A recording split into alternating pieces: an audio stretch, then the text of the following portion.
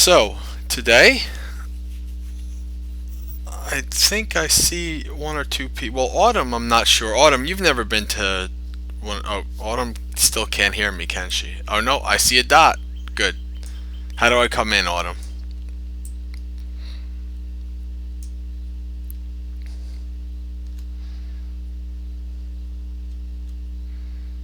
Good. So have you been to any event of mine here at the Buddha Center?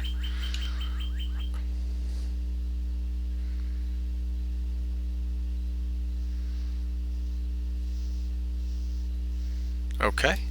Well, every time there's somebody new, I like to give an introduction. My name is Jayantha. I am a 34-year-old lay Buddhist disciple of the Theravada tradition. Lay Buddhist disciple means I'm not a monk or a master or a guru or anything like that. I'm just a regular old Buddhist practitioner, or as I like to call it, a Dhammaist, because it makes more sense to me. I've been on staff here at the Buddha Center for about 2 years. Do a couple different things: a Basics of Buddhism class on Sunday, some metta meditation Thursdays, and today's what we do is a Dhamma talk. And if you're familiar at all with Dhamma talks, listening to monks talk, you might know a little bit of how this stuff works. The way it's set up is we're here for an hour, and we have the first half hour is usually the time for me to yammer on and talk, and the second half hour is the time for questions and discussion. Um, that's usually how it is with the monks. You're asked to hold your questions until the end. But since I'm not a monk, and since I like to have discussion and not hear myself talk for too long, if you have any comments or questions or anything that you'd like to discuss during the time that I'm talking, you're not going to interrupt me. It's not rude. Feel free to make a comment or ask a question at any time. That being said, I wanted to discuss something that I have talked about in the past, but oftentimes I don't have a topic until like the morning of. Sometimes when I'm doing my walking meditation in the morning, a topic comes to me. Sometimes it doesn't. But I had the inkling to do a topic, and I've spoken about this before, but it's a topic that the Buddha the Buddha pushed and pushed and pushed for us to keep always, always, always, always contemplating on. And that topic is a very, very important topic in Buddhism. A topic that we don't like to talk about. A topic that we try to avoid at all costs. We even try to avoid the inkling or the look of even heading in that direction. And of course, that topic is death. Death figures very prominently and very importantly in the teachings of the Buddha. And I will start out with one of my favorite things in what the Buddha taught us to always remember, and he calls them the five. Well, it's translated as the five remembrances.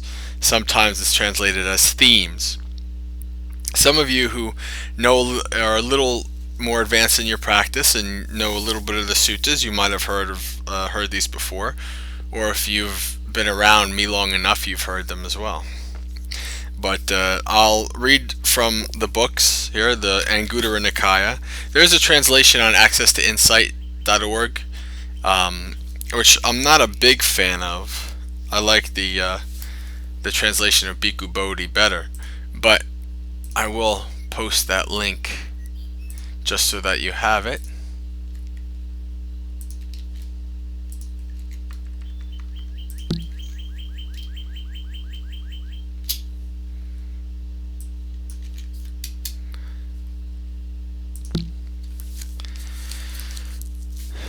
And I'll read from it. Bhikkhus, there are these five themes that should often be reflected upon by a woman or a man, by a householder or one gone forth. One gone forth meaning a monk or a nun. What 5? And it says, a woman, a man, householder, or one gone forth should reflect thus: I am subject to old age. I am not exempt from old age. I am subject to illness. I am not exempt from illness. I am subject to death. I am not exempt from death. That is, unless you're enlightened anyway, but that's a whole other story. And then, I must be parted and separated from everyone and everything dear and agreeable to me. And that's one of those things we really dislike about death, isn't it? And of course, the final one is, I am the owner of my karma, the heir to my karma. I have karma as my origin, as my relative, as my resort. I will be the heir to whatever karma, good or bad, that I do. So these, the Buddha said, there are these 5 things that we have to strive to always remember. And one of them, of course, is that I am subject to die. All of us living are going to die at one point. It could be tomorrow. It could be, I could have a plane could crash into my house right now as I'm talking, and I could die. Who knows? Same thing for you. It could be we live to 100. We don't know. Who knows? The important part is to remember that you can die, and you will die, and that you are not exempt from this. And the reason, there's a real reason why the Buddha wants us to always contemplate death. And I'm going to go over a little bit more about the other types of contemplation regarding death that he wants us to talk about. But the reason is not to depress us or to make us feel like our life is not worth it, or that we shouldn't do anything with our life or anything like that. The reason we are always remembering death is so that we know how to live. When you know that death is coming, and you see that for yourself, you really truly know that, then you know there's no time to waste. And in fact, the Buddha in some suttas, he says this: there's no death is coming. The human lifetime is short. While you are in this life, practice.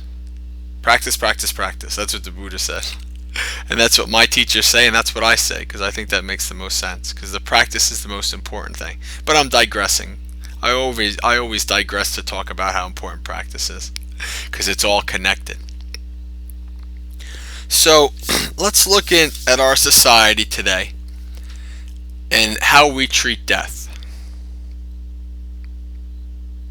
And in all reality, it's really not that different than any other society, and not that different than the way humans have treated death depending on the culture throughout history. Throughout history, we don't want to deal with death. Heck, we don't even want to deal with aging, do we? How many, if you watch the TV today, you see the commercials, anti-age cream, anti-this cream.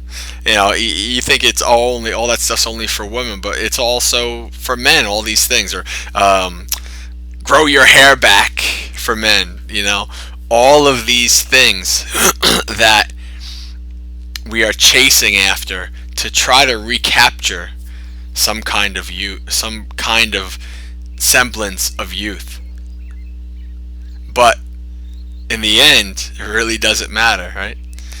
You can try and spruce up this body, this sack of bones and skin and all of these things that combine to make this physical machine. You can try to spruce it up, but in the end, it's not going to stop getting old. It's not going to stop getting sick. It's not going to stop death itself. But because of our ignorance, and when we talk about ignorance in a Buddhist perspective, ignorance is not knowing the Four Noble Truths. And the Four Noble Truths are that there is dukkha, there's dissatisfaction, suffering in the world. The cause is craving. There is a way out of dukkha, and that is release, that is the deathless, nibbana or nirvana, letting go of craving. And the way to that release is the Noble Eightfold Path. So when we don't know this in our true reality and our experience for ourselves, then that's why we strive to try to do whatever we can to somehow, some way, either cheat death or avoid death or prolong it or make it so that we don't even look like we're close to death. So that 60 is the new 30, so we can all look nice and young and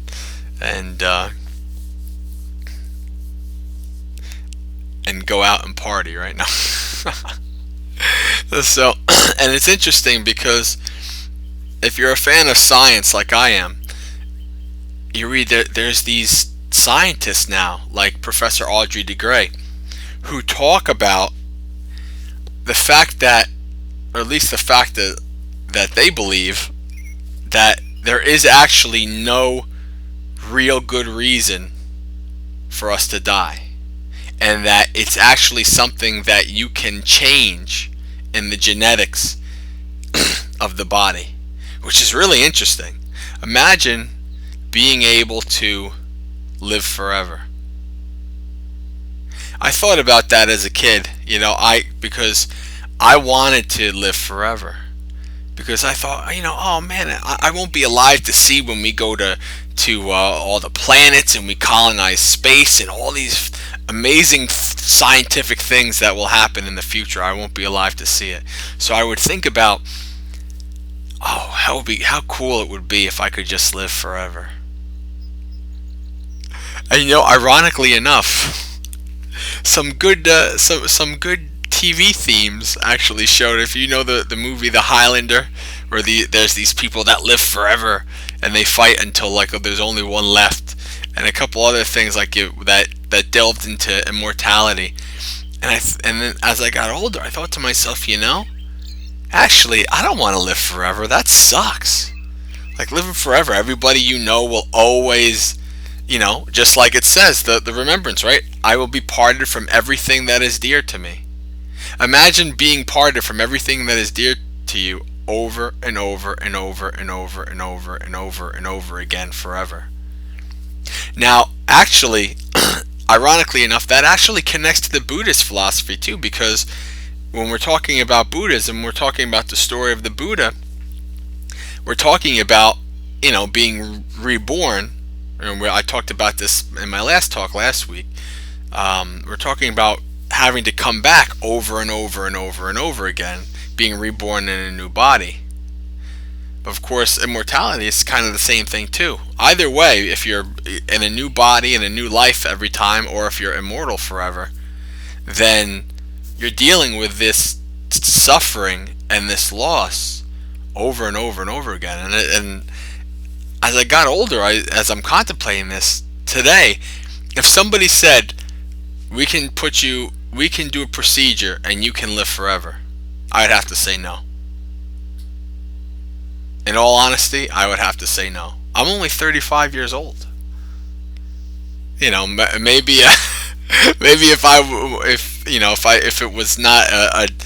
if I wasn't on the path that I am now, and I was 60 and I heard that and I said, oh, okay, maybe I will want to live forever. But I can't imagine wanting to do that.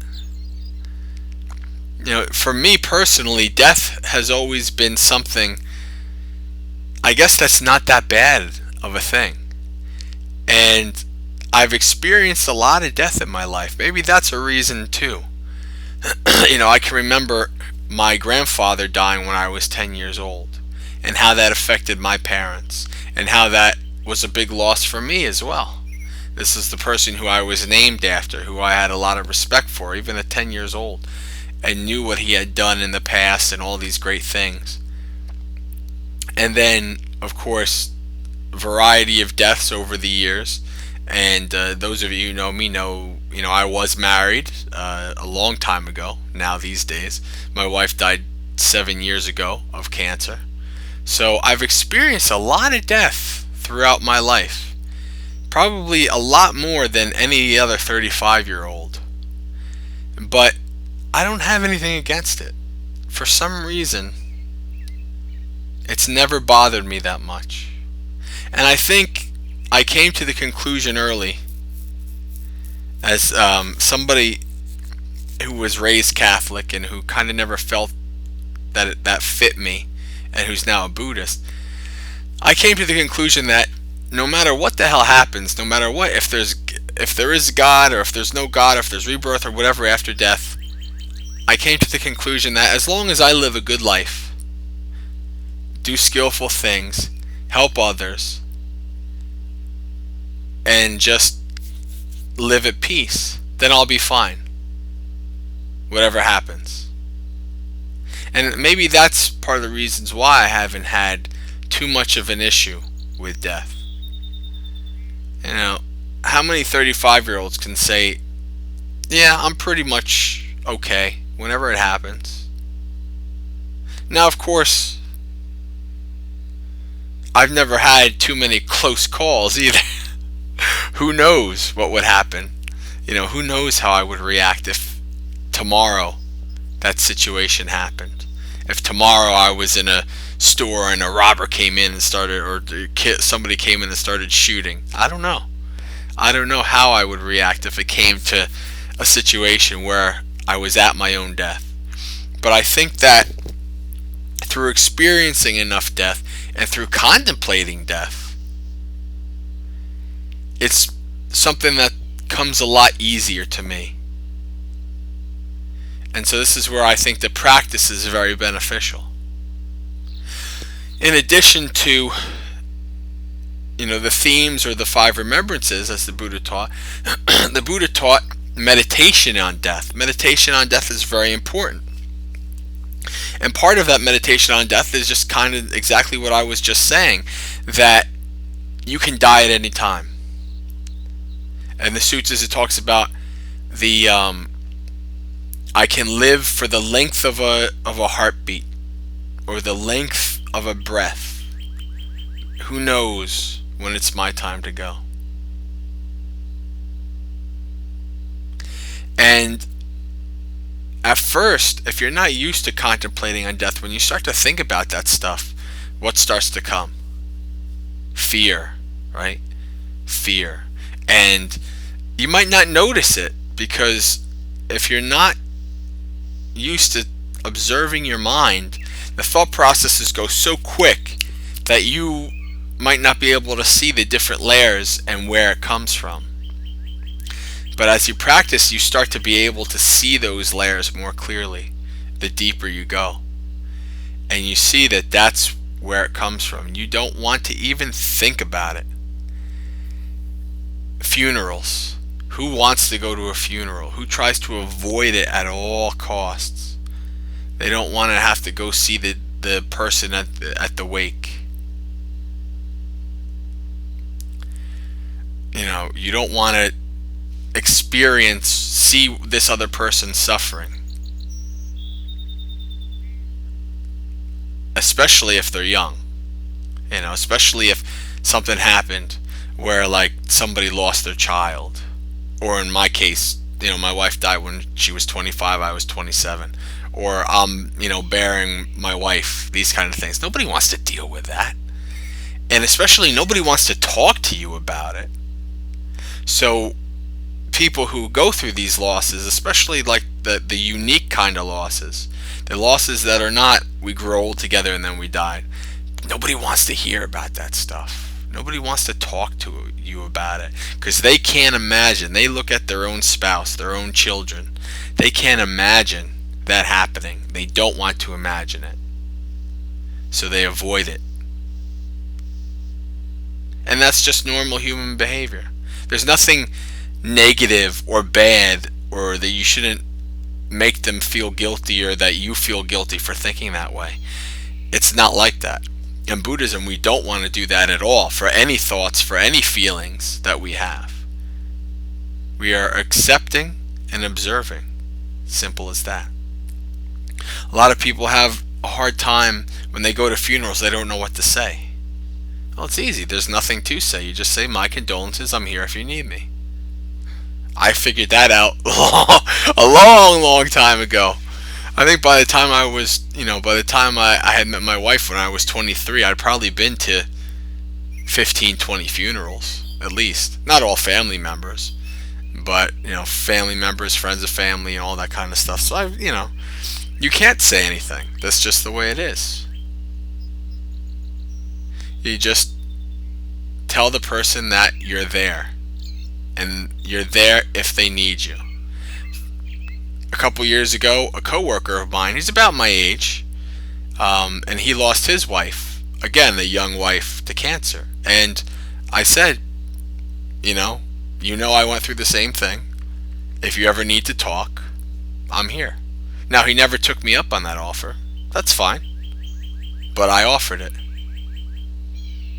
So, that's all you can do. They might not take you up on the offer. But you know what? They're going to know you came to them, you gave your condolences, you offered, and that was it. You didn't, try to think of something and say something silly or anything like that. So this is all about our avoidance of death. Our avoidance of not wanting to think about it in any manner whatsoever. And we, especially now, when we think about the death of young people, or when somebody's murdered. A couple years ago, we had a coworker. I do child protective services. Those of you who know me know that. And we had a coworker who was murdered. It was a murder-suicide by her fiance. She went to break up with him. He killed her, and then he killed himself. And of course, when you hear things like this, or you hear somebody killed a kid, or a kid died of cancer, or something like that, you think, oh, what is the injustice in the world? And people who, believe in God, or feel, have the God framework, they say, oh, how could God do this? Or how could God do that? And in Buddhism, there is none of that. It's just we know that no matter what happens, we are always on borrowed time. We could live a day. We could live 99 years. We don't know. So the most important thing to do is practice. Now, and there's a great simile. Ajahn Brahm said this in one of his Dhamma talks, and I've always liked to use it because it makes 100% sense. I think he said Ajahn Chah actually said this simile, but it's a simile of a tree in a storm. The storm comes through and shakes this tree, and tons of leaves fall out of the tree. And you see on the ground, you see some old leaves, you see new leaves, you see buds, you see a whole variety that fell off the tree. And you look up on the tree, and you see some old, crunchy, dead leaves that are hanging on. You see some buds, some leaves. So you see the whole variety, right? Life is the same way. Death is the same way. Those old crunchy leaves are obviously an old person. The buds are children. The green leaves are young people, or middle-aged people. It's the same way in life. That's just the way life is. That's the way it goes. Now, you could say, well, karma, however you want to say it, has a part to play in that. It may not. I don't know. Even in Buddhism, the Buddha says that to think that everything that happens is based on your karma is false. So, you don't know. The most important thing to do is just to do what you can with the time that you have left. That's it. I think didn't for those of you who are Lord of the Rings fans, didn't Gandalf say that? Says the only thing that we have to do is the only thing job that we have is to figure out what to do with the time that we have left. It's a very Buddhist saying from an old wizard. I always liked that saying when I heard that and when I read it in the books. So, a couple other things just to go back to the Buddha himself. The Buddha actually, there were these things called charnel grounds back in the day. And the charnel ground is where people dumped bodies. This is where bodies were dumped to rot. And the Buddha would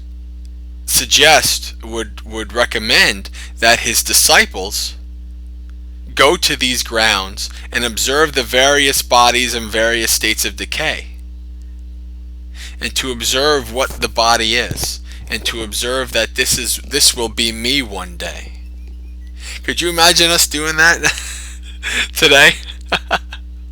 Going to a place that really there's no place like that, at least in America. There is a place actually out. I think it's California. It's a like a ranch, and it's where science basically studies decaying bodies. Like they have a forest, and they have different bodies that are out, and they study how the bodies decay over years. And I always thought to myself, oh, that would be, yeah, exactly. And I always thought to myself, that would be a really cool place to go. I like to go there and see Of course, most people, but what are you, nuts? Like, that's so morbid. That's disgusting. That's crazy. But it's what the Buddha taught. The Buddha did it the same way. And as a matter of fact, the first, you see monks today, they have these nice brown or orange robes that the laity, basically sew up. Back in the Buddha's day, what they did was they took rags from bodies at the charnel grounds and they sewed up their own robes. So when they went around, what they lived in were the robes of dead people that were all sewed up, all the pieces sewed up together, and they kept the robes on. That's one way you can never escape death, right? Every day you look down, and this is what you're wearing. And of course, the Buddha also taught about mindfulness of the body, or observing contemplation of the body, and the body's 32 parts, the various hairs, the nails, the skin, the bones, the tendons, the organs, the veins, all of these, the 32 parts of the body. And the Buddha didn't say this to and some of the suttas, the way the translations are, like the Buddha talks about the disgustingness of the body and this and that, and people have kind of mistranslated that or misinterpreted that, and the Buddha kind of saying that you should develop this negativity about the body. And that's not really what he's talking about. What the Buddha is teaching is to see things as they truly are. We see this body. I see, I'm a practitioner. I'm somebody who is looking towards becoming a monk. But when I see a beautiful woman, I still have the desires and the attachments that anybody does. The same thing with any woman, even with monks and nuns. You don't lose that attachment, that desire. And you see this person, and you look at this person, and then you think to yourself, well, what is it? What am I attracted to? If you don't know the person, the mental qualities of the person, you're just seeing them for the first time, well, you're attracted to a sack of blood, guts, bones, and organs that are covered by skin. And people are like, oh God, like why would you think that way, or why would you? That's so negative. That's so, developing bad thoughts about the body. But the Buddha says that's what it really is. That is what the body is. It's not so that you develop negative thoughts, or you develop abnormal feelings about the body, or aversions towards the body. But just, it's not this thing that we beautify that needs to be craved after and attached to, or have an aversion towards either. It just is. It is a physical organism that, through causes and conditions, is being inhabited by the mental processes that have come together through causes and conditions. So now we're getting into the idea of not self, which is a core Buddhist philosophy, that there is no permanent soul, but just causes and conditions that bring various forces together. So the Buddha used these various ways, as he used it himself, and he taught these various ways for us to break through the veil of illusion that we have, and to continue along with your practice, as you're trying to see things as they truly are, to see death, to see the body, to see the mind as it truly is, not clouded over by delusion. And of course, those of you who know the Matrix, the old red pill, blue pill thing. Take the red pill and see how far down the rabbit hole the store, whatever goes. Take the blue pill and you wake up like nothing ever happened. For most people, ignorance is bliss. I'll stick with the blue pill, thanks. Even the one guy in the movie who got out, took the red pill, got out, he's like, screw this, I'm going back into the blue pill. Give me back in, because it was nicer in the Matrix, right? So, in a lot of ways, that's really what this Buddhist practice is. It is taking that red pill and waking up, and it's not it's not this nice fantasy land that we thought it was. But that being said, the more you see things as they truly are, the more you're able to let go and be at peace. The more you realize that you're way better off seeing things as they truly are than being stuck in the Matrix, taking that blue pill. Ignorance is not bliss. We think it is, but it really isn't. So, when you know that death is around the corner, you know that every moment counts. And when you know that every moment counts, you are living in the present. That is where the Buddha wants you to be. That is where the teaching wants you to be. Because that is where you're able to be mindful, able to concentrate, and able to know what skillful actions to perform. Beneficial actions of mind, body, and voice, and speech that bring benefit to yourself and also to others. That is the power of the present. That is the power of being in the present, living every moment mindfully. And it's not easy. It's not something, none of this what the Buddha taught, none of this Dhamma, none of this practice is easy. If it was, everybody would be doing it. If it was, there'd be more arahants, there'd be more Buddhas. But there isn't. The most of us are happy to keep going along in samsara, just going through our lives over and over again, or even if it's just once, just happily ignorant. But those of you who, when the Buddha first became enlightened, he thought, I can't teach this to people. They won't understand it, it's too deep. But then he thought, there are beings with little dust in their eyes who would be lost without hearing the Dhamma.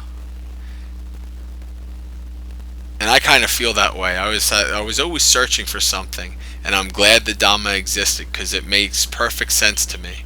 And I do feel that I would have been lost had I not found the Dhamma. So,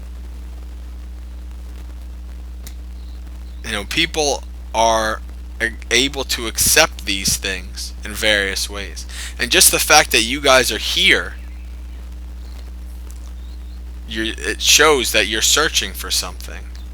You might not be as ready as, some grandmaster monk to understand the practice, or even as ready as me. And I'm not as ready as most, as many people either. Whenever you're ready, you're ready. Whatever life brings you, that's the way it is. But what we can do in our practice is always remember death. Always remember. There's a great quote from my favorite movie of all time. My favorite movie of all time is not Little Buddha. No, it's actually Braveheart with Mel Gibson, about William Wallace, the Scottish freedom fighter. And a line that he said when that movie came out, I think I was 15, 16.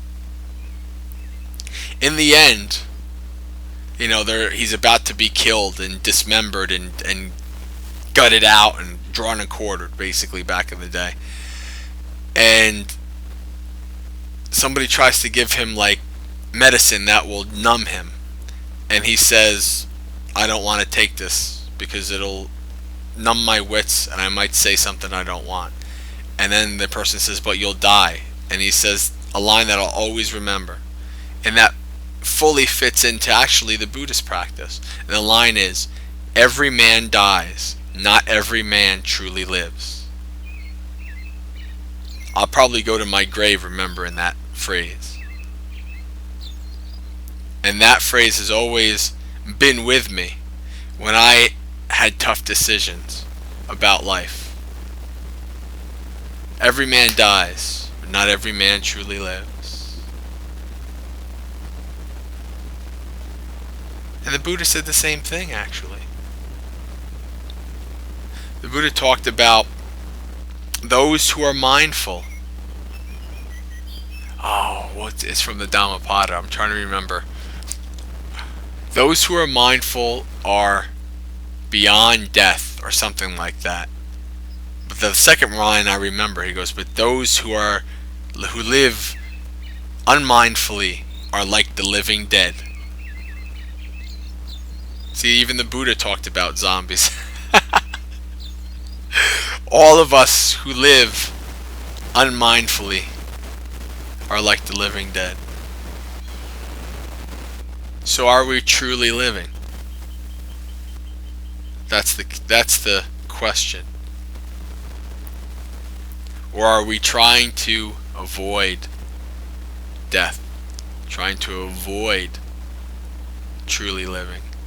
Living in our fantasy worlds, whether it's Second Life or the real world itself, or any other fantasy world that we like to live in. Or are we able and willing to take the red pill and to, through practice, start to see things as they truly are and accept things things as they truly are. When you're able to accept that death is a part of life and that we cannot escape this, then why worry about it? It'll come. Whenever it comes, it'll come. I'm not too worried about it. Or you can try to push it off and hide it and put it away until smack, it comes right into you. You get it gets thrown right in your face one day, whether it's your death or somebody else's death, and then you suffer even more than you would have if you had been able to know and to see and to practice meditation of death, meditation on the body. And again, it's a practice. It's same thing with metta. And metta, you're trying to develop unconditional loving friendliness for all beings, for yourself and all beings. And that's a practice too. You don't just sit down and all of a sudden you're throwing your metta, your beautiful thoughts of loving friendliness to all beings like it's nothing. That takes a lot of practice. Same thing with this. But these are all parts of the practice itself.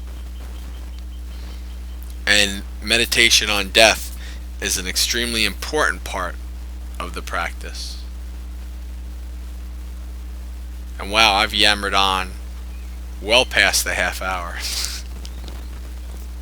So if there's any comments or questions. I see we have at least one comment. Dived into fear. Yeah. Well, fear is, Ajahn Brahm says that fear is looking into the future and adding negativity. And that's 100% right. I agree with that. First time I heard that, I said, yeah, you know what? That's right. So, the less you're looking into the future, right? The less chance you have to add negativity, and the less fear you have. The more you're in the present moment, there cannot be any fear in the present moment. If you're totally in the present, there cannot be any fear. Also, if you're totally in the present, there cannot be any regret. There cannot be any depression. There cannot be any sadness.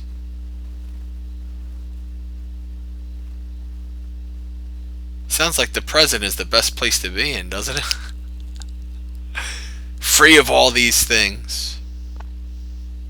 And that's 100% true. You can't have thoughts of what happened in the past when you're in the present. You can't have thoughts of what might happen in the future when you're in the present.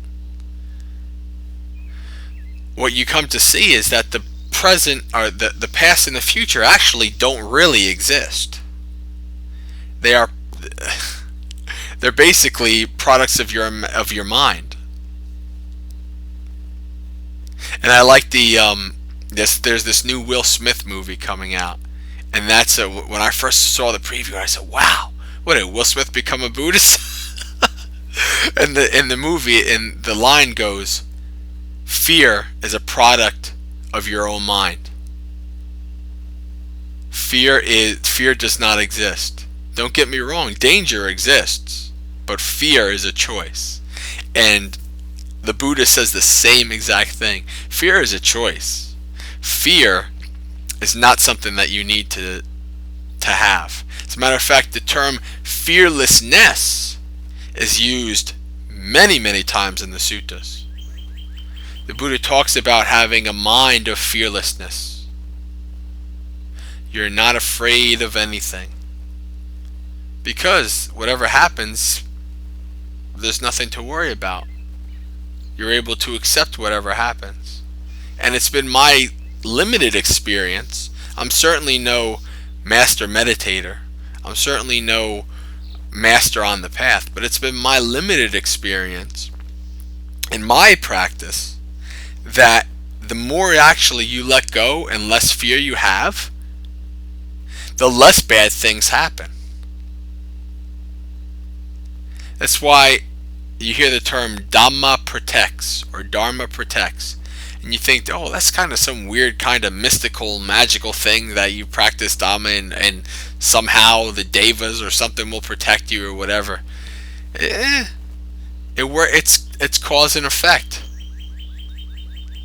The more you're able to let go, the more at peace you are, the more beneficial you create your life to be, the less chance there is for bad stuff to happen. It's just simple. It's simple cause and effect. So the more you are able to remain in the present, the more you're able to be mindful, the less you're being thrown into thoughts of the past or the future and fear coming in. The less fear you have, the more you're able to let go, and the better life you'll live. Simple as that.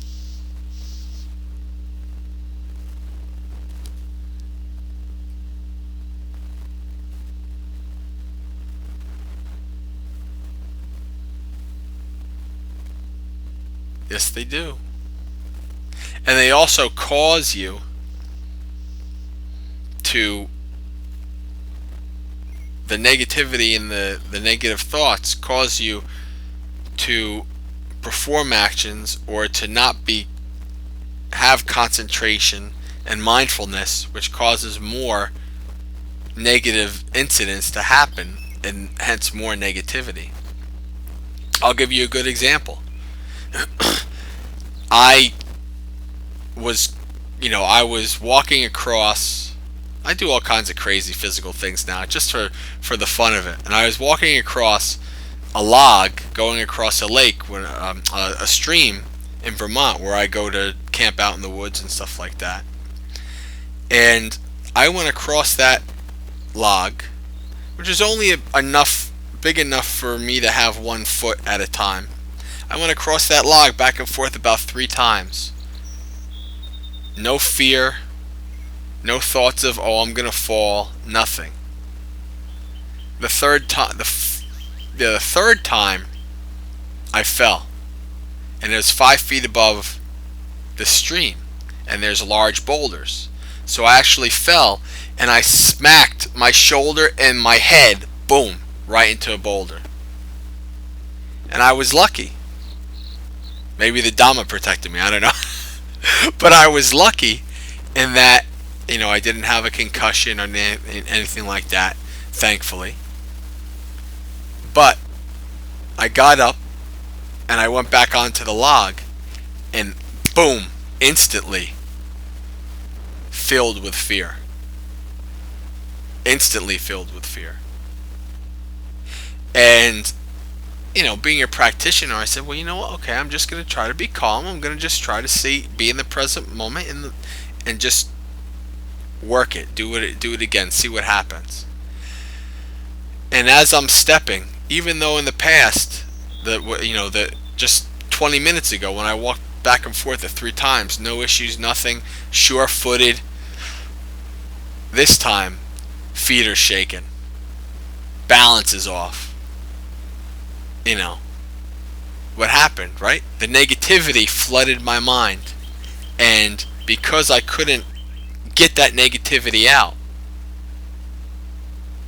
it caused me, in a chain reaction, to perform actions that were creating more negativity and hence would create more hurt. Because of that negativity, I'm going to fall again. Now the trick is, how do you get rid of that negativity? I could go back to Vermont again, to that same spot, which hopefully I will be doing in about a month or so, and I get on that log, and I guarantee you that negativity is going to be there still. It'll be diminished, but it's in the back of my mind. And how do you get past that, right? That's the question. That's the tough thing.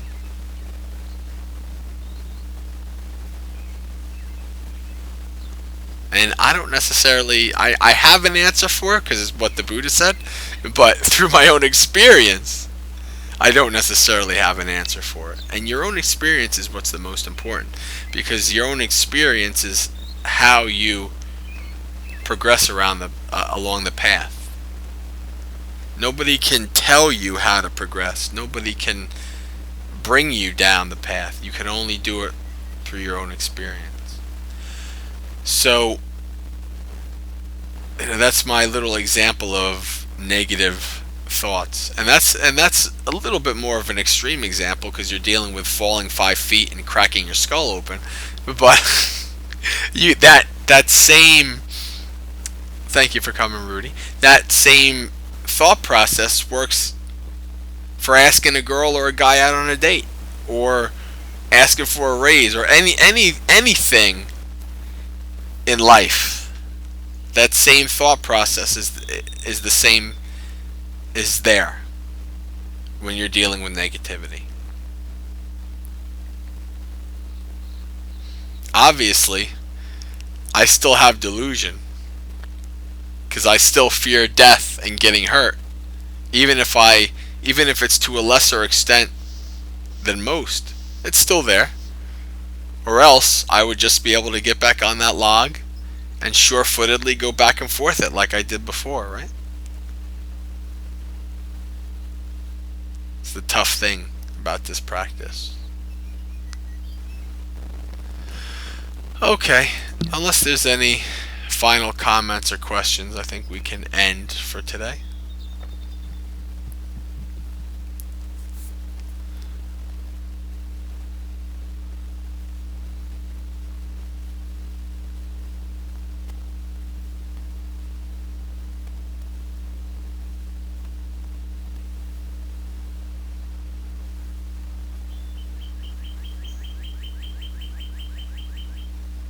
Okay, friends?